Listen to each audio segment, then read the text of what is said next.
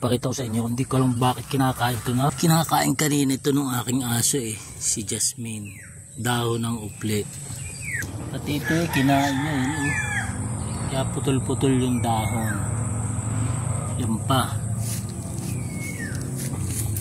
Yan Talagang kinakain niya kanina ito Hindi pa lang siguro ito natutuklasan ng mga scientist, pero tingin ko itong may ginagamit itong dahon ng uple. Yan puro kain yung dulo ng dahon.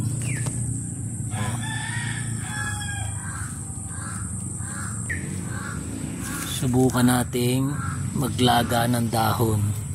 Subukan ko. Sigurado. Yan. Kukuha tayo ng mga ilang dahon. Mailaga.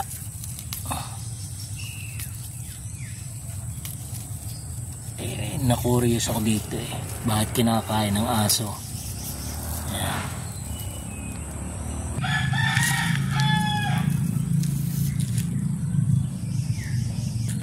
Ito lahat ng dahon na ito inamoy ni Jasmine, pero talagang yung hinahanap niya ito lang yung kinakain niya, ang dahon ng as-is o uple.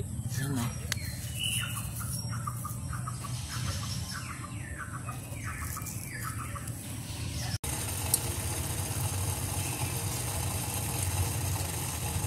Kaya subukan na natin kung ano ang lasa nito.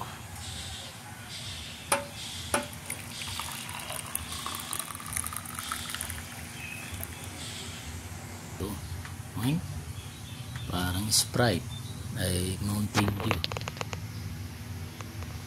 May gusto mo? May mata ng pusa namin. Guys, subukan na natin. Tikman natin.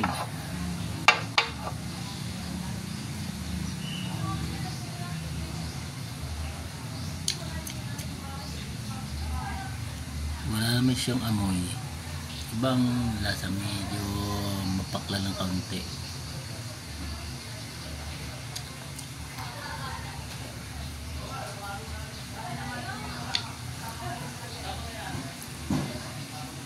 Wala yung sakit na aking lalamunan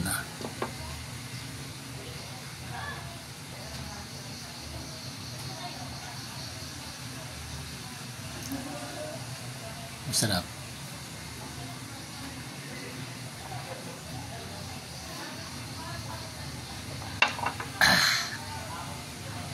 Malaman natin mamaya kung anong side effect.